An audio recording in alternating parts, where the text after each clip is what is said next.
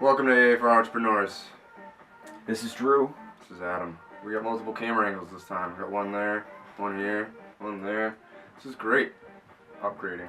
Yeah, dude, a lot of stuff has been going on. Tell me about, like, literally, this feels so organic because I have no idea what you've been up to for the last, week. What's been going on? Really deep into some porn. I'm just kidding. My cat's trying to get out, of course.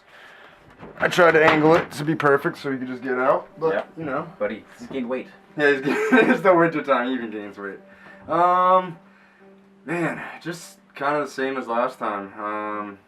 The stage dive video came out. Has over 2 million views altogether. Wow. So that's pretty cool. That's amazing. And then, how's the comments been and everything? Mostly about me. You know, so like we had the first video where they shared the woman up fails. That was the YouTube video. That hit 1 million in about a week. And then they shared kind of the same video on Facebook, but instead they changed it around and put my stage dive first. Yeah, I loved it. That was so great. And that got 1 million views in a day. So, in my mind, if it has 1 million views, it's the first video. Right. So that means 1 million people saw that. Saw you? Yeah. How's it feel? It's pretty weird feeling. It's like, you know, I got all these people commenting like, what a jackass. Like, who does he think he is? Like, why would you stage dive with that fewer people in the crowd? And you even said that. You're like, why would you stage dive at a show that doesn't have a lot of people? I'm like, listen, man, there was between 600 and 1,000 people there. They moved back. No, you just couldn't see it because of the camera. It's dark, on the stage. Like, you could only see, 4 rows of people. But even in those 4 rows of people, there was probably, 60, 70 people. It's just when an entire row goes and pushes everybody back with them, right. It just looks like it's empty. Yeah. So it's been funny just dealing with those comments. I think dealing with it real time, when it actually happened, and all the negative comments and shit, and being almost 5 years younger. Yeah, I've already dealt with it. It was training. Yeah. Yeah, it really was like training, dude. It's you're over it now. Yeah, basically. It's I feel like that would be kind of like dealing with a breakup, where you kind of say you get dumped, and the girl you're dating finds a boyfriend right away. It's like, oh, that sucks. And then, let's say... were you guys already talking? Were you... 18, right. 18 months later, you're over it. And she gets another boyfriend, whatever. Yeah. You already dealt with it. Sucks for him. Yeah, you moved on. So it's kind of would be the same thing. What else is going on? So I'm just trying to. Huge. Yeah. The attention from that's definitely huge, and I'm still waiting for some Fail Army stuff to go through. I also didn't know that I was entered into win $1,000. They do a monthly drawing for the fail of the month or whatever. So fingers crossed I get that, because then I won't have to use Nick and Meg's camera anymore. Yeah, you can buy get my your own. And I'm gonna buy one of those Rode microphones, one of Love those. Them. They're on sale at Best Buy, $79. Exactly. So the whole camera setup, I got a camera that I'm buying from somebody for $600. I think it's 120 frames per second. They used it for music videos and everything. So I'm basically buying that off of him. It already comes with all the lenses and everything for $600. It's a $1,500 camera. It's a D7, Canon D7, or maybe it's Canon. Yeah, Canon. Yeah, it's Canon D7. But it's a really, really, really nice camera. So I need $600 for that, and then I figure another $300-400 for all the accessories I want, because I don't want to always use that to go mic. I want that to be a backup. I want to have a whole camera set up, and that's recording the audio too. So that way I don't have to fucking keep mixing in the audio. It saves time, dude, and time is so precious. Yeah, dude, my time has been cut in half because I had I'm working with Cannabis Growers Association. They actually made me their director of media. That's amazing. All things media. I'm tasked with finding people to mod the group now. I just filmed a talk with Dr. Grinspoon, who's one of the most progressive doctors in Massachusetts for cannabis. So I filmed all that. I've been editing it.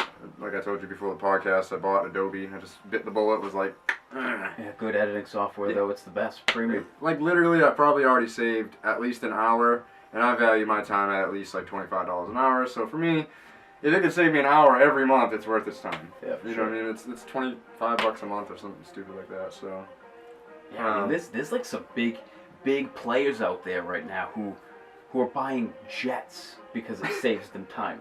Yep. And that's exactly like a $60 million jet. You buy that, you fly it off the lot, and it depreciates down to zero. I'm sure by the time you sign the paperwork on that shit, yeah, it's already. You put the A. Yeah. Missed already depreciate. But yeah, off of that, I went to the studio. I already have 4 songs ready to go. I'm trying to convince Casher to shoot the Addiction music video, Yeah. which isn't. Honestly, if he doesn't agree to it by the end of the month, I'm just gonna find actors and shoot my own music video for it. It'll still be both of our song, but neither one of us will be in it. It'll just be like a movie, like Right. a short story, which is kind of what I wanted to do with it anyways. Like the scenes with him and I in it, I wanted to be minimal because I wanted to actually show the addiction part of it, because that's what it's all about. Like I want to show the raw thing, and I've never been a drug addict. Nick's never been a drug addict. So Yeah. like we're not gonna be able to show that as good as somebody that might volunteer, that's been through it, or has a family member that's going through it, or something like that. Like just an Sure. outside perspective. So yeah, accidentally working on music shit, dude. Accidentally. Yeah, that's how this is all happening. I think it's just, since the day I met you, I'm like, wow, this guy's gonna be. Music has always been your thing, at least Yeah. in my perspective. Yeah. So like when I met you, I'm thinking, oh, this guy's gonna make it. And originally, I thought it was gonna be in music. Mm. So hearing that you're gonna go back to music, it's like, oh yes, rooting.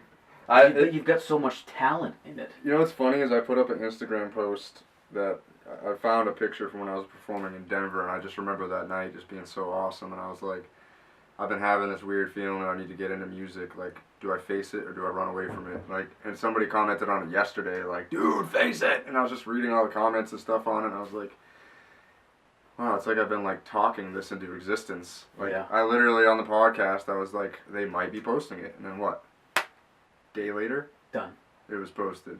And then I was like, oh, Yeah. I'll be happy to get 100,000 plays. You're like, you're going to get 1 million easy. A week, 2 million plays. So it's like, and now that's why I keep speaking about this addiction video. And I do have an EP coming out. I'm not sure what month I'm releasing it, whether it's going to be next month or January. It kind of depends on how studio goes. Okay. But I really wanted to focus on this addiction video because I'm kind of taking the principles of everything we've been doing with like Instagram and everything of bringing value to people, and I feel like that addiction video is gonna bring a fuck ton of value to people, like so much value, because it's Change real. people's lives. I've lost family members and friends. Nick's got family members very close to him that are going through addiction right now, like in rehab currently. So like we need people to hear this. Like people, even if it helps one fucking person stop using drugs, like that's all we want. And it just so happens to be a really phenomenal song that could get us a lot of attention. Good. So. And introduce others to your work.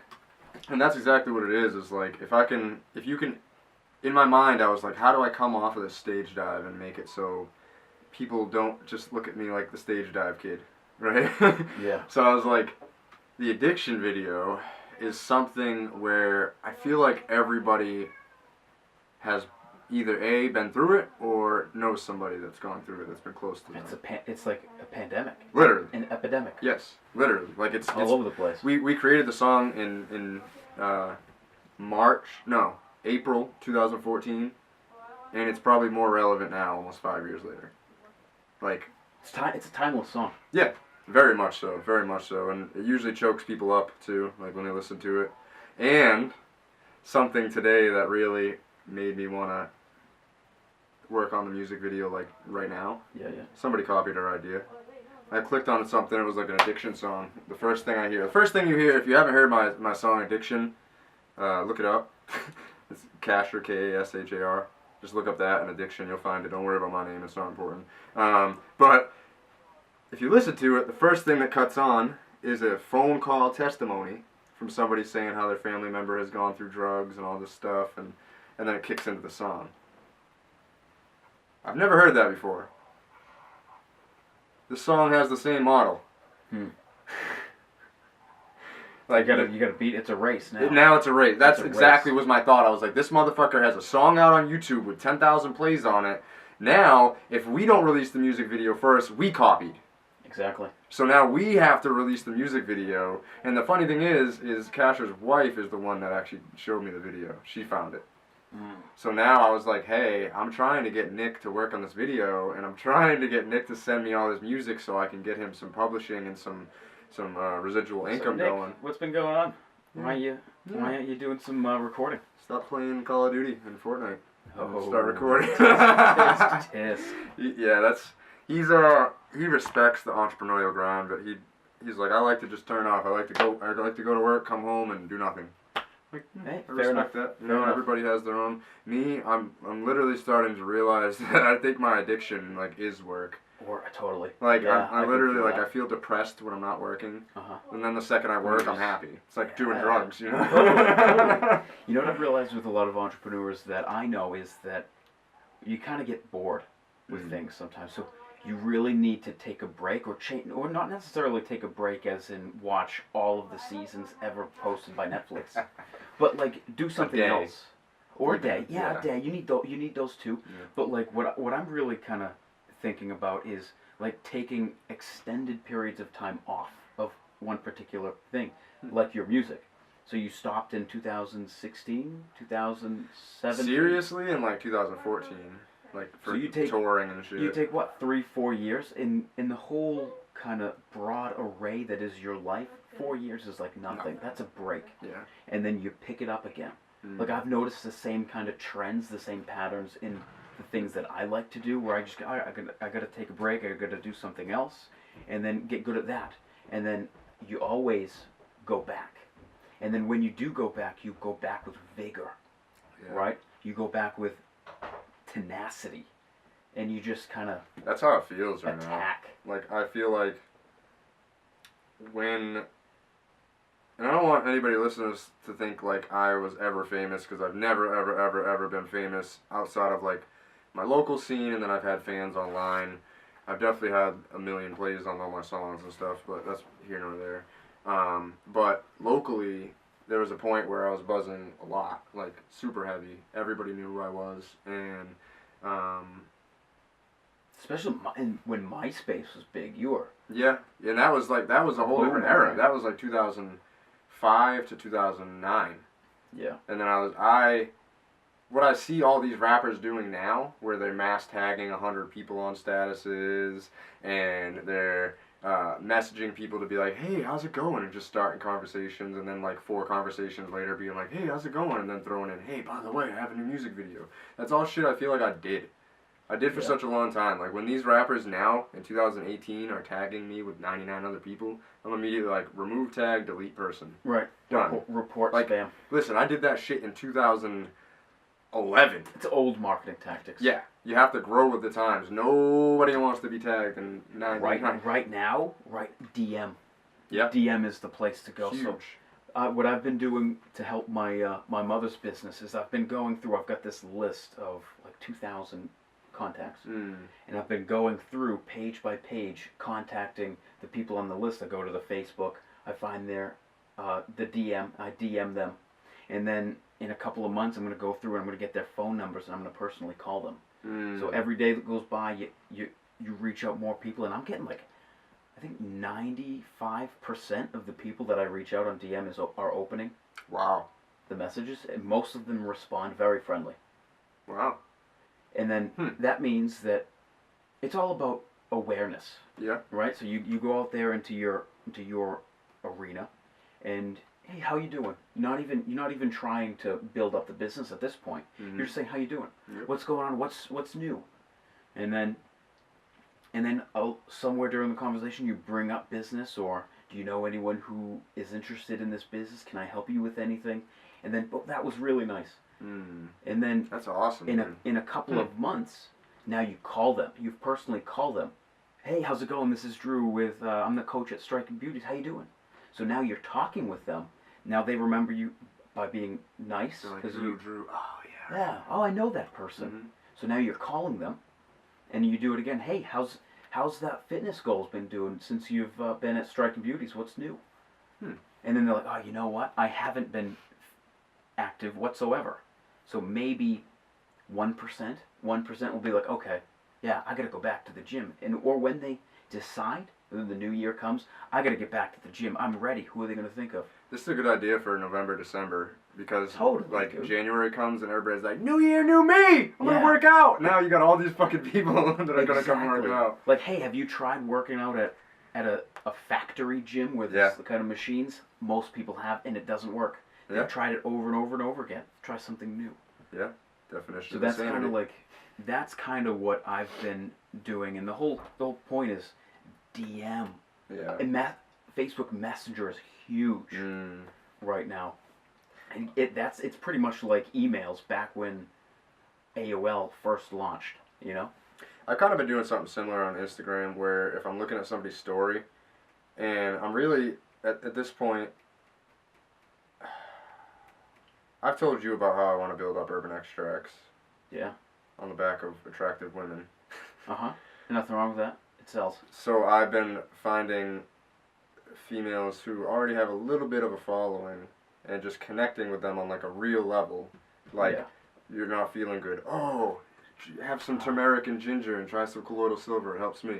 Or just like somebody has a strain on there, but I'm like, I know somebody for you. We'll talk after. Cool. They'll put a strain up or they'll be smoking something and I'll hit them up. Like, I literally, these people don't know that I make my own cartridges and I'm a grower and stuff like that. Unless they've really, like, looked at my Instagram, which a couple of them probably have. Yeah. But I'm just trying to, like, get to know them in IRL, in real life. You know, like, reach out to them. Kind of like the same thing as music. Reach out. And then I'm going to be like, okay, you live in Cali. I live in Massachusetts. We're both legal states. How can I legally ship you samples of my product for you to smoke on camera for me? I'm going to give you free products just for you to smoke on camera and take a video and put it on your Instagram and tag Urban Extracts. So, yeah. I'm hoping that that'll all work out. I know it will because, yes, Courtney? She's got food. Oh, I'll eat in a little bit. I don't want to interrupt more than this.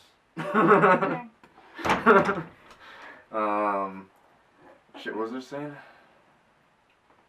You figure out a DMing way. people. So you figure out a way how to legally ship. Yeah. So that's honestly like samples. I have a list of like 10 to 15 people I want to give samples to. Now I just have to figure out the legalities of sending it all. I'm not trying to go to fucking prison for sending somebody a sample of a cartridge, you know, like. Right. Through the government mail. Like, so I gotta figure out the legalities around it, and hey, if it has to be that I have to buy fucking lock boxes, hey, so be it. Right. Where there's a will. There has to be a way, dude. Like, and this all goes back to my point. We've talked about this before. There's no Massachusetts cannabis influencers, and this is why I can't build up my cannabis business. None? Zero? None. Zero. Absolutely none. Sounds like a void. Yeah, and that's what I've been trying to fill is with my media and things that I'm doing and just my profile in general. Like, I'm trying to be a voice for this, right? So that cannabis growers meeting, right? There's a lot of old time people. They don't like to be recorded.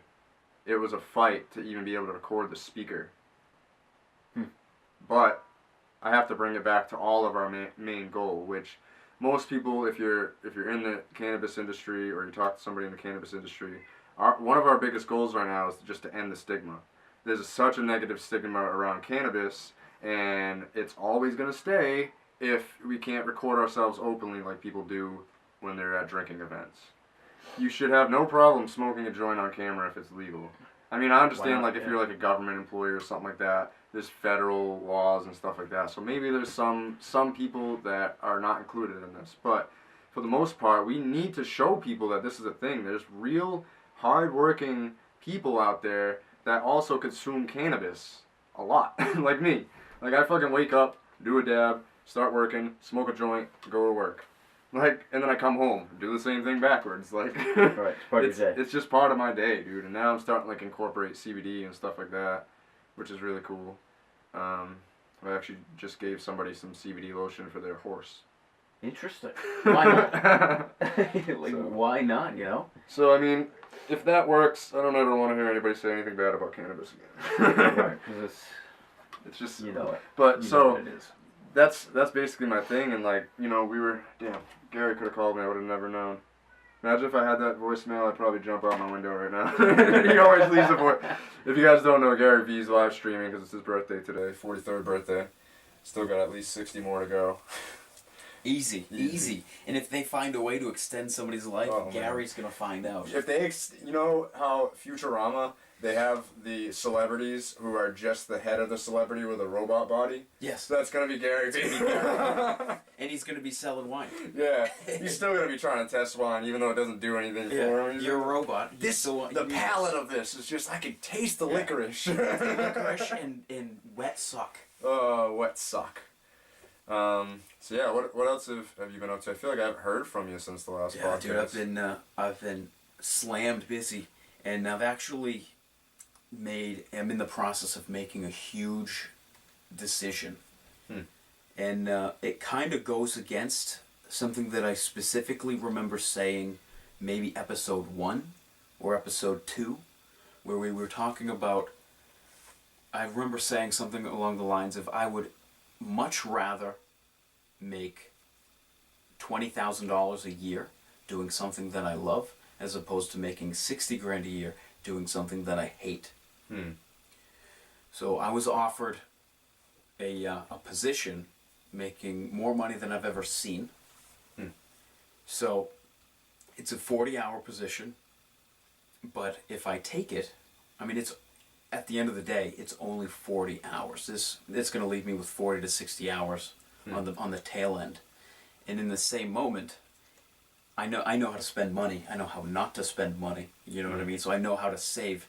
And I'm seriously considering taking the position and having all of my debt, all of it, all my debt, paid off in a year, in a year and a half. Done. Completely over. Before I turn 30, have no real anchors. No ball and chain. And I mean, you know what? I've really been kind of thinking right now, I'm 24 hours still, and I've been at the same company for a while, and I feel like I'm not going anywhere. You know, I mean, outside of that, sure, I have some free time where I can do other things, but in that regard, it's safe. And the whole reason I kind of made a pros and cons list, and in the biggest thing that I highlighted 6 times, circled with a red pen, and just stabbed it with a knife, was it's comfortable, it's easy, it's safe. But comfortable and ease and safeness the job doesn't allow for growth. No, it doesn't. I'm not growing at all there. So that 24 hours a week is pretty much just trading it for money. And that's how the 40 is going to be. I died. So like the 40-hour position is going to be trading time for money, but it's new. It's going to be new challenges. There goes that one. Maybe The 40 hours, it is going to be like trading time for money. It is totally going to be like that.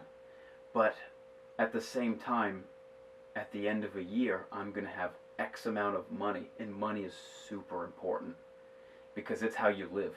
And if you have money, you can turn it into more money. And if you have money, you can use that to pay employees. You could use it to invest in property. You can use it to invest in companies that you believe in. But with no money, you're kind of just crossing your fingers, hoping that you don't run out. And when you do run out, that's a big problem. So I've always considered myself not so much exactly an entrepreneur, more of an opportunist. And this was a fantastic opportunity that will help with a great company that I may be able to network with and find even more opportunity within that. Not necessarily to stay, but it's broadening my horizons. And it's actually, this position is only a 1-year contract. 2 years most. So at the end of 2 years. It's a contract? Yeah. Oh man. Yeah, so I feel like I'm suffocating. Never mind a contract. Yeah, like so working for somebody else. It's 2 years, a ton of money. At the end of the day, I'm gonna have all my debt paid off and a clean slate. To me, So I haven't made the decision yet. it sounds like I'm- life's throwing you a test and seeing how serious you are about being an entrepreneur. And that's Patience Yeah. is so big. but And making smart decisions. but that goes against the patience. It's like I just things are getting a little tougher, so I'm gonna go with something that's a little more comfortable. And then I think No. about our first podcast. Whenever you would have a 40-hour work week, you had time for nothing. I'm gonna hate it. You had time for nothing though. No, I still did things outside of that. I've always done things Those outside were always the of- weeks we didn't meet. Because you didn't even have like an hour to put aside during those weeks because of I'm like so the busy grinds. with everything. Yeah. Yeah. So definitely, I'm not going to be able to do some things that I do now. Yeah. That's things. for certain. Am I going to be able to have a farm? I don't know. I don't know what I'm going to be able to do or what I'm not going to be able to do. But the thing is, it is like life is giving me a test, and it feels like the right thing to do is to get the right thing to do is like a recession is coming. It's only a matter of time, and when it does, everything is going to be cheaper. And when everything is cheaper, like art goes down by like a fifth of the price, right? So I mean, everything, real estate goes down, everything goes down, plummets because people are saving their money. Now that when the recession does drop, that's the time to buy things. But you need money to buy things. That's how Gary got all of his money. Is because when the recession dipped, and it was 2001, 2008, the Lehman's collapse. That's when he invested in Facebook and blah this and that and this. Like, you know his whole story. That's when he really doubled down. And why? Because he had money. He had money to throw down. Like he says all the time, like you shouldn't do things for money. But money's super important. He didn't work for free when he was building his. Basically did. He But took he did- he $40,000 a year enough to survive on. 40. I mean, he said 40 to 60,000, and that's. I mean that's more than That's barely livable surviving. for me. Yeah, I mean some of us have it worse. Yeah. But- bills. Bills Yeah, on so bills on I've- bills. I've realized this year that I can survive on $20,000 a year, and I intend to do that. But all of that money excess is going to go either dumping into my loans or storing it and waiting for that opportunity to be like, boom, here we go. Yeah, but what if while Who's you're the- waiting for that opportunity, you miss your opportunity? I wouldn't know. There's always opportunities. Some you miss naturally, right? That's the entrepreneurial game. Is that, you know what? If let's say I'm 6 months into this, I mean, there's no real. I can say, hey, listen, sorry, I know I signed a contract, but I'm not doing this anymore. I can back out. No one's telling me you can't. I'm not going to get sued. Which if you're watching, which most likely you're not, I doubt that I'm going to do that because I kind of want to go into this being like, I made a decision, I'm going to stick through until the end. And at the end of it, that's when it's time where I kind of like, you got to do a whole bunch of shit that you hate to realize I don't want to do this anymore. Like I don't want to have to work full time anymore. Like I tried this once, I tried it twice. Like this is not for me. This is not it. So 3 times will be the charm. Maybe. I mean, and at the end of the third time, with no student debt, I mean, I can go hard into entrepreneurship with nothing hanging Other over my than head. being a number in the background, what does your student debt really do detrimental to you? It's it makes me have to work. But don't you have to only pay like $20 a month? I'm paying $1,200 a month. The fuck? Yeah, that's what it is. What? Why? Yeah, I don't know. That's just if it was only $20 Did a you just month, it accrue wouldn't be an that issue. much debt? Like, Yeah, I have a lot of debt. oh wow. I have a lot of debt. Yeah, when I first finished college, I owed with my car $100,000. Wow. I mean, that's $1,200 a month. That's pretty huge. Yeah. And having to, like, if that was no more, I wouldn't have to have a job at all. I could literally straight up sell water bottles at Gillette Stadium in the parking lot and make a living. You know what I mean? So at that point, I could, but I couldn't make a living and pay $1,200 a month doing these small entrepreneurial ventures. So I think that's building up eventually you would be able to. maybe. But Maybe. Well, whatever I decide to do, it sounds like you have your mind made up. maybe. But I really don't. Hmm. I don't know what I'm gonna do yet. That's a very interesting revelation. And like the thing that's holding or that's really tilting the scale is that it isn't forever. In 1 year, in 2 years, I'm gonna have to make another big decision. And in 2 years, I can't go back to being a med tech. I've moved past that. I don't want to do it anymore. I don't want that. So I'm not gonna go backwards. So what am I going to do at the end of that 2 years? It's get a minimum wage job, a labor job. Fuck labor, dude. I don't want to do that. A minimum paid.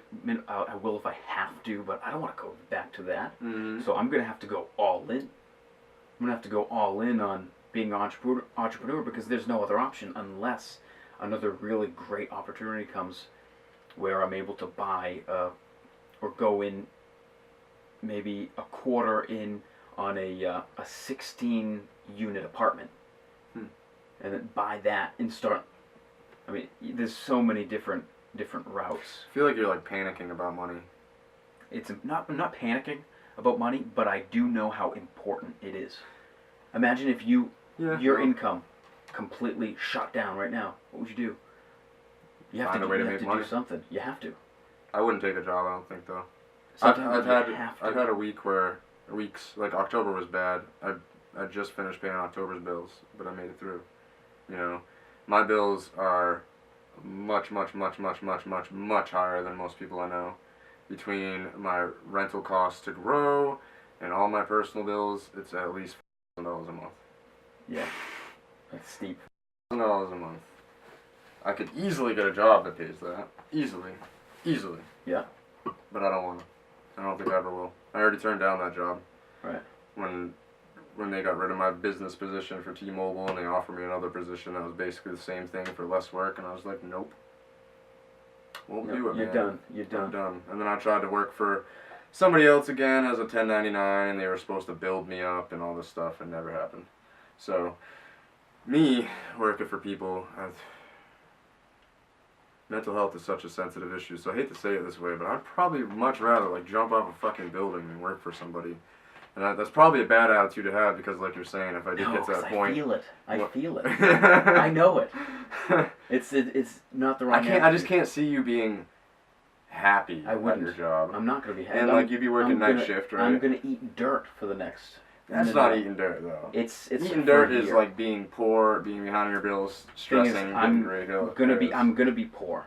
I'm gonna have a ton of money, but I'm gonna be poor because I'm not spending it. Bills, yeah. I'm not spending shit. I'm gonna continue eating dirt. And I'm gonna do something that I don't like, eating fucking dirt, dude. I mean, the job does seem kind of interesting, and I think there is a lot of opportunity to learn and to grow other aspects of my life. But for the most part, I'm not gonna be happy. Yeah. I'm not. I already know. I've worked enough jobs to know that that's not my forte, but it is an opportunity nonetheless. The thing I worry about is you getting stuck. Like feeling so comfortable and having so much extra money that you just never do anything you want. And then you're like fucking 50 years old. That's not going to happen though, because I understand that concept. And I run from this. That's not happening. After a year, 2 years, that's it. It's kind of cut free, thrown out into the world. Like now you're back to nothing. This is a huge risk for me, and I'm super stressed about it because it is a huge leap. This also kind of reminds me of the risk I took when I first moved back to Massachusetts. I left AT&T, making more money than I'd ever made in my life. Was also running businesses on the side in Colorado, and decided to take a position back here for a little bit less money, so that way I could see my kid and build a relationship with my kid and fight for visitation with my kid. And they got rid of my position 5 months later because I killed it too much. And by killing it too much, I know my own worth, and I asked them for a raise, and they basically said, why the fuck are you asking for a raise when you haven't even been here for a year? And I said, because I made you more money in business transactions than I've seen in your fucking history for 10 years in 6 months. I've probably doubled how many business sales you did in 10 years in 6 months. And I can't say it was my whole team, but I want to say that, and I'm confident in saying that I was a huge part of it, because when I went into a store, I saw people's energy change. When I saw other bigwigs go into the store, I saw it change in the opposite way. Like, shut down, being fake, where I would go to a store, they'd be like, yo, Adam, what's up? And then because of that relationship, I could talk to them and really teach them, and they trusted what I was teaching, and I was young like them, so it was like, yo, bro, I killed my sales, this is how I got here. You do this, you're gonna kill your sales, and I leave that day, and they get 2 fucking new business lines, and they're like, wait, that worked. And then they tell their other coworkers, and then all of a sudden they're all emailing me, Adam, guess what? Just your sales tactic worked. Yeah, literally. That's awesome. And then they made a decision after, they made me drive 3.5 hours round trip for a 10-minute interview with the owner of the company. They offered me like an entry-level position that paid, they were like, it's a key holder position, which is one step above entry level, but we're gonna pay you the same salary that we're paying you now. And I was like, well, isn't that gonna be unfair to the other reps? Aren't they gonna be bitching about it? Aren't they gonna have something to say about it? You don't have to tell them, listen, they're gonna figure it out. And what are my bonuses like? And they told me my bonuses, so I did out the math. I was like, that is $20,000 less a year.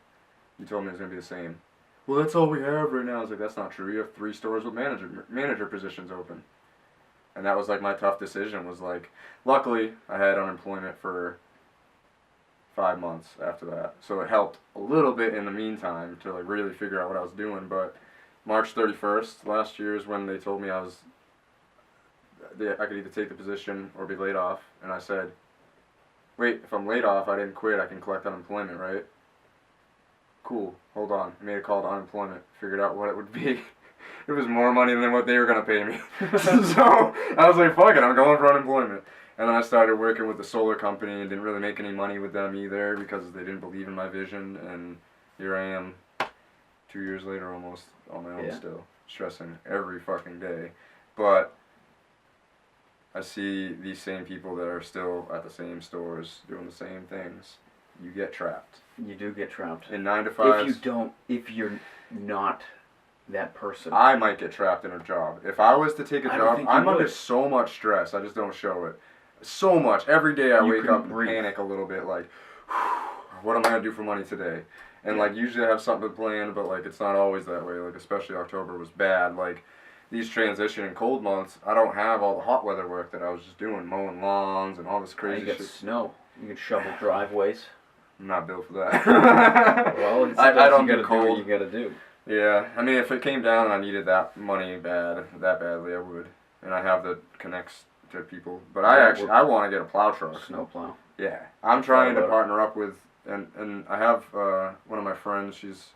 She owns horses, and she's been thinking about putting a plow and a horse. No.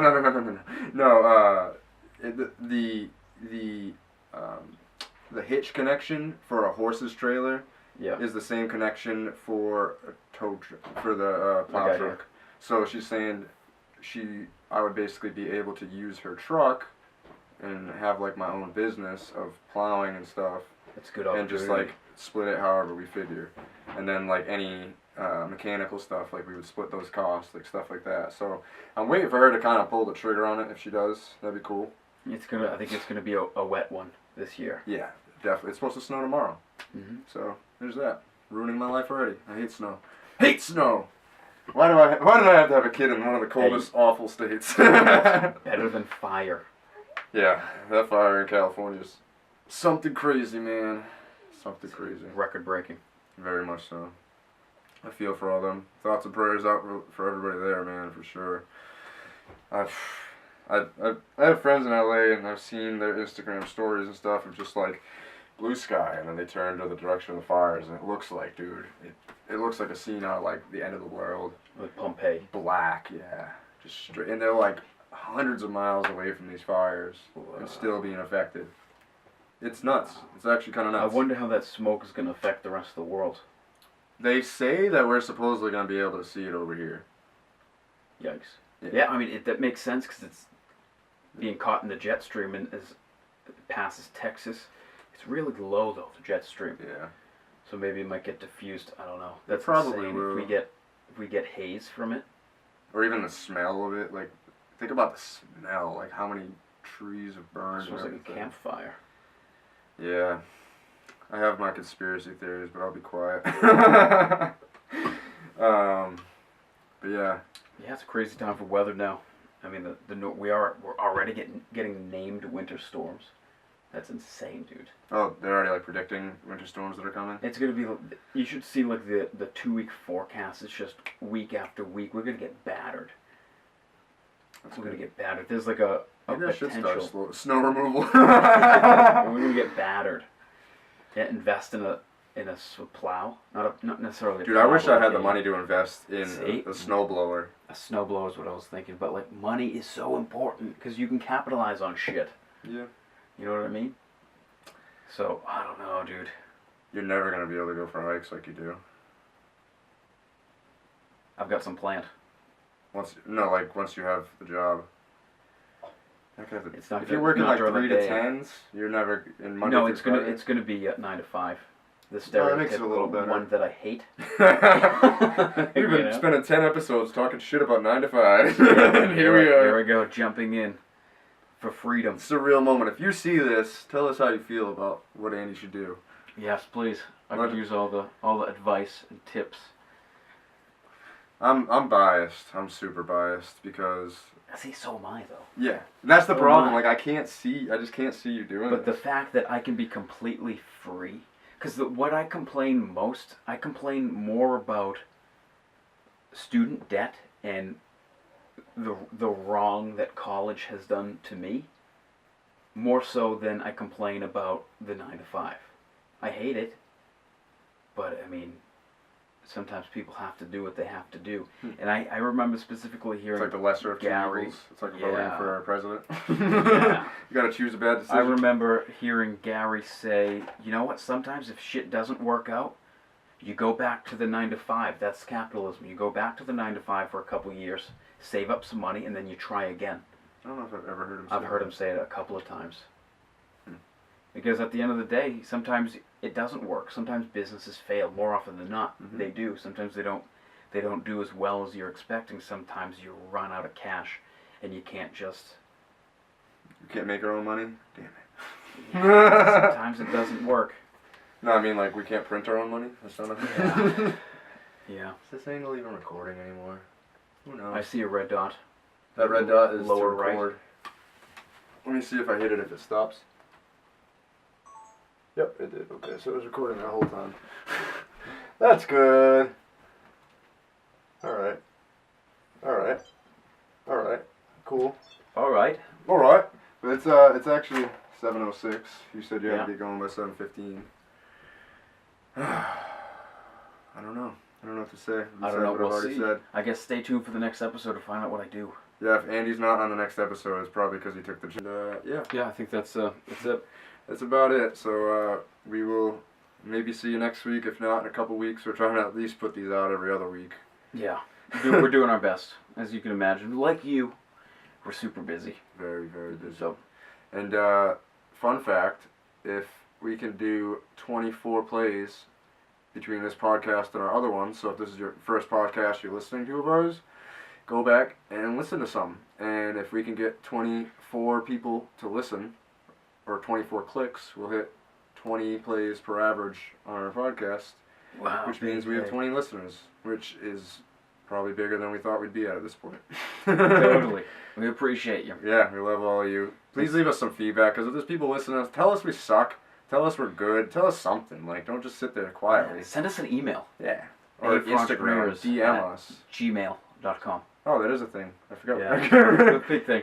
Yeah, or find us on Instagram at just drew it with a 1 and what did Adam say.